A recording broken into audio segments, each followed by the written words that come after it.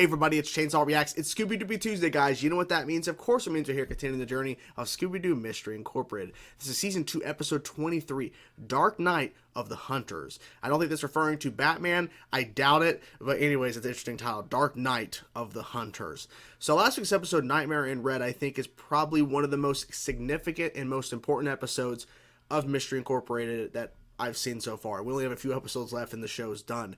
But there were so many things revealed, and the things that are still running in my head, and obviously this is not everything that was revealed, but the main things was that we got to see the very first, in like statue form, the very, very first Mystery Inc. And then we learned every single Mystery Inc. like group throughout history has been manipulated in a way by the dark entity, the thing that we've been, the Pericles is trying to find and everything, like the whole treasure, or, well, the treasure, but this whole entire thing. And we found out that our Mystery Inc., they've been manipulated as well. Every single group has been manipulated. So that whole phrase that people kept referring back to about it's happening again, and I think they're referring to the manipulation, how this has been happening for so long. This dark presence or whatever has been controlling essentially all this stuff for this long. It's insane how far back this all goes and everything. And the other thing as well is that everybody, including Fred's fake father, of course, the freak in our world, obviously there was a real freak, which was the captain of the Spanish conquistadors. He was the real freak, but every single person who's been affected in some sort of way by the disc pieces and all of this has their good version of themselves kind of split off and kept in this Nightmare in Red realm. And so it was just crazy. The show is just so, like, it's so intense and it's so above every other Scooby-Doo show in terms of storytelling, in terms of what they're trying to do here. It is mind-blowing. But anyways, I'm ready to go to the next episode, guys. We only have a few episodes left. It's insane to say that because it feels like we started this journey just a couple, weeks back or whatever. But no, we've been on the journey for quite some time. And we're continuing on, and we're about to finish up, and it's kind of crazy to say that. So let's dive in, guys. Episode 23 of Season 2, Dark Night of the Hunters. Let's go. Is that real, though? Last time I saw something like, oh. Hi-ho. I have found it. I have found the Temple of the Dark Altar. What? Has he got it? Does he have the heart of the jaguar? I only must make sure this is the right temple. Oh, boy. Oh, boy. Okay, I think this is really happening.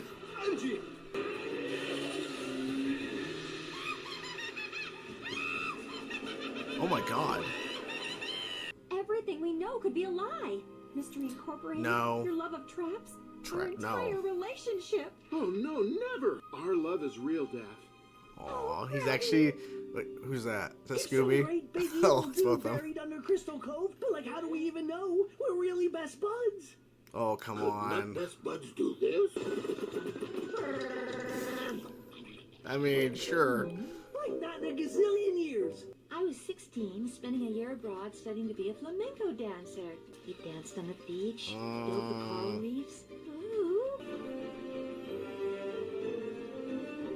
Oh, wow. Okay. I'm surprised they actually traveled. They never leave Crystal Cove. Hola, chiquita bonita. Nina linda. Thank you. Oh, freeze up. No. Wait. For you, señorita. Oh. Thanks. That's not good. It's you. Yeah. Well, that explains the flowers. Besides, true beauty is on the inside. Just like cream filling. Oh my god. Taste the true beauty. Angie Dingley, the temptress who has stolen my Drama. Enrique. No? You leave my husband alone, or you will pay dearly. Oh, Jesus. Okay. Wait, they're going back? Oh, they're breaking. What? They're breaking in? Okay. Gang, start looking. I found something. What is it? Oh my god. There must have been a map here. And he took it, I bet. But sweetie, Yeah. how are we going to find out where it led? Professor's research led him along the Aku River. Okay. The last flag is precisely here. Is go to the temple, find Enrique, and get the ancient spear. Trust us. It's never that simple. Oh. I'm gonna go on a limb and say it's the wife doing this. I'm guessing. What in the hell? Like, that's creepy. Careful throwing that thing. Jeez. There you go. Oh, there you go. What do you make? I knew it. Do not enter the jungle, or you will. Yeah, I'm pretty sure that's the wife. Especially you. Interesting. What's interesting about it? Would you mind Exactly. Of bringing course, they these cut monsters away. along? I think they may come in handy. We're getting close. Just keep following the river. It is called the Angie. The priestess must have attacked Professor Andaluso. Again. Again. Oh boy. Oh, they can just walk. Okay. Why is he shirtless exactly? I guess to carry the things. I guess. According to these hieroglyphs, which fortunately I can read because I took a course in long dead languages at the Crystal Cove Learning Annex, this reads... Hold up, Mrs. Not creepy at all. If I've learned anything from Dr. Rick Spartan's Online Adventure University, this is going to be the best ever. Oh, Is it? you're so strong and self-assured. Oh boy. This is not gonna be good. The heart of the jaguar. There it is. Yeah, that's This the must be original. the right Yeah. place. This is an Arkwright's hidden net trap with patented okay. pressure plate trigger.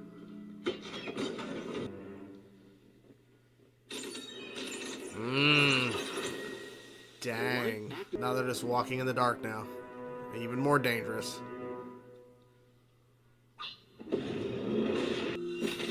Oh, wow. Okay, watch it. Stop! Stop! What? What? My shoe's untied. Oh.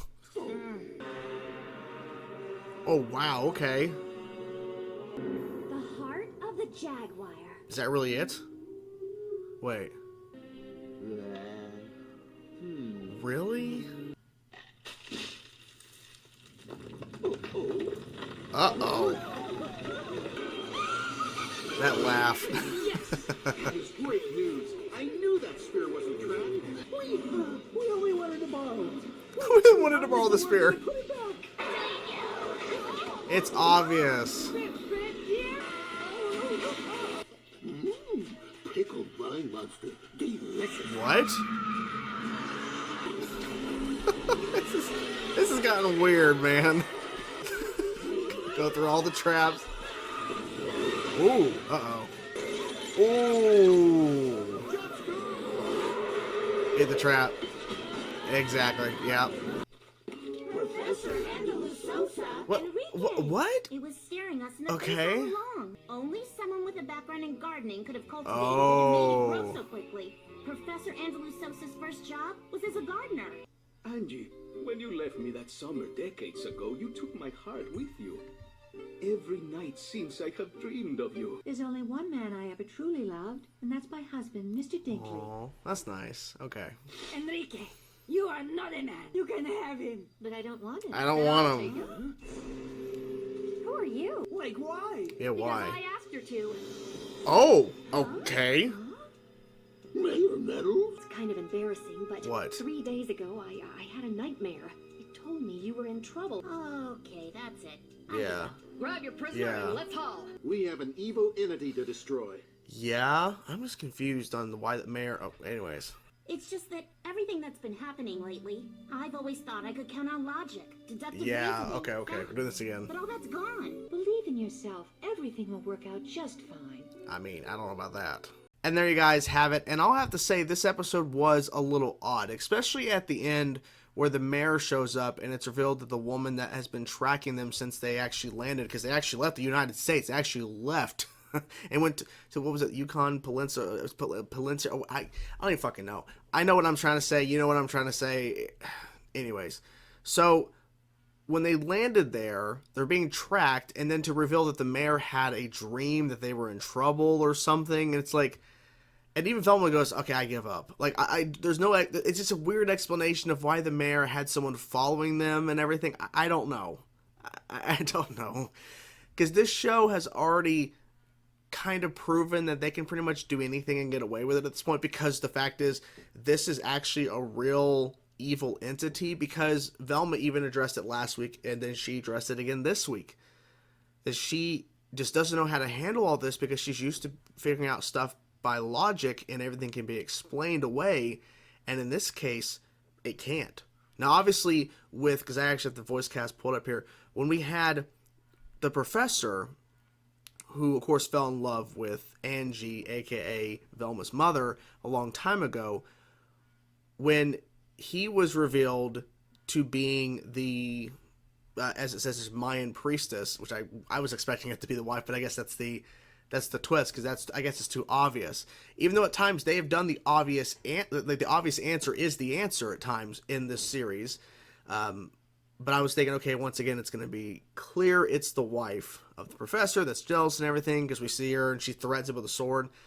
But Velma explains away the vines and everything that kind of explains why he's the one that is the Mayan priestess. So, okay, that's a good explanation. But then she once again questions her mother. I don't understand how I can't wrap my head around this because it doesn't make logical sense. And her mom's like, don't worry. Keep using it. Like, be yourself and everything. But also, this is far more than that. Like, there is stuff going on here that cannot be explained away.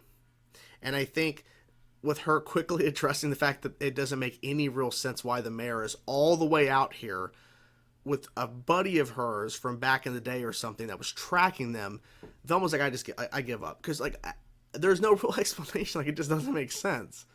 Unless it's revealed that the mayor's being manipulated because she was also at one point tracking the disc pieces. I have no idea. Right? Because she popped up within season 2. Don't know what her... I don't know. I'm just saying I have no idea. Because why would she have a random dream about trying to help them and get the heart of the Jaguar back? I don't know. Now, when it comes to... And it was actually addressed... the actual temple that was found in the opening of the episode and they went to, it did look pretty much... I mean, I wouldn't say identical, but they even addressed it looked kind of familiar to the one in the dream. It looked just like that pretty much. So when they go down and then there's all these different traps, of course, Fred is able to just figure out all these traps, which it seems, I don't know, Professor put them there, but in the last, when they're all running back out and he's just chasing them down or whatever, that he forgot about all those traps. I don't know for sure. Maybe those traps were always there and he never triggered them, or he knew they were there. He just wasn't thinking when he was chasing them or whatever. But he got hit with all of them, of course. But then Fred figured out everyone. And they get the heart of the Jaguar. And I think that room they were in, even before the room, they had a mural of the original Mystery Inc. And then when they get into that room where the heart of the Jaguar actually is, there's those giant statues of all of them. Which I'm wondering, were they worshipped? I'm guessing. Because, I mean, when you think back on and look back on actual history, the reason why there are statues and things made around the time period of the pyramids and everything, that there were certain things made to honor and worship and praise, essentially, these individuals that were really important at the time. So I'm guessing that the reason why there's giant statues within this temple that they found, these gigantic statues of all of them surrounding in this room, is because I guess they were worshipped in a sense by people at the time. That's my guess. I don't know what that really means though, but they were seen as important enough to make statues out of them. Interesting. Now, it seemed like that was their burial site, because the bones of the woman who had the heart of the Jaguar, she had the staff on her when she was buried. So, I'm guessing it's been there this whole time. And that's probably why every other Mystery Inc. has not succeeded in terms of actually stopping the entity, because they never got to the point where they actually... Because, see, she was still holding on to it, which implies that no one's ever came to get it before. So that tells me that any other past time, a version of Mystery Inc. in time has gotten to a certain point, whether it's being completely controlled or taken over, that they've never gotten to the point or figured out where to go in terms of the heart of the Jaguar is the key to stopping it. So I guess not. I guess none of them ever got to that point. I wonder, and the thing is, we haven't actually addressed and shown the machine that turned on when Pericles put the whole entire disc piece connected together in this machine. We don't know what happened.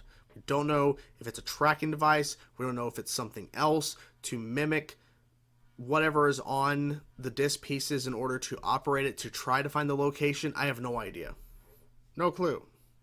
But it definitely is interesting, and I want to know what's going on with that specifically. I do like the fact that we open the episode, besides of course the opening scene where the professor calls and is pretending to be attacked after we find out he's actually the priestess that's attacking him. So yeah, but it makes more sense because he was drug away, and then the Mayan priestess came out at the top, so it kind of makes sense that so that makes more sense. But the opening where they're flying, they're actually bringing up the fact individually, essentially, that, well, besides Velma, because Velma's talking to her mom, and they were talking about the whole past thing of her and the professor, Velma's mom, Angie. But Daphne and Fred, Scooby and Shaggy were individually having conversations about, are we actually best friends, Scooby and Shaggy? And then Daphne and Fred, like, do you actually love traps, Fred? Do you actually love me? He's like, well, of course I love traps. And I love you too. Of course I love you, Daphne. There's actually some romance between them in this episode, which was, I think, good. Because Fred's very bad at really saying his emotions. He's really bad at it. So I'm glad that he was actually doing that. So yeah, it was a weird episode, but at least we have the key to stop what's happening. So I'm curious where we're going to go from here, because we have, I believe, 3 episodes left. 24, 25, 26. Yeah, so we have 3 episodes left, and we're done. We're done. It's crazy to say that. We're done with Scooby-Doo Mystery Inc., Mystery Incorporated. But it's been a fun journey, and I can't wait to see what happens next, and it's unfortunate we're coming to an end, but it's been a fun journey nonetheless, and that's what really matters, is that it's been a fun, crazy ride. Hope you guys enjoyed the reaction. I'm curious what you guys thought about this episode of Scooby-Doo Mystery Inc. Let me know in the comments below, guys. Hope you guys enjoyed the video. I will talk to you guys soon. Peace out.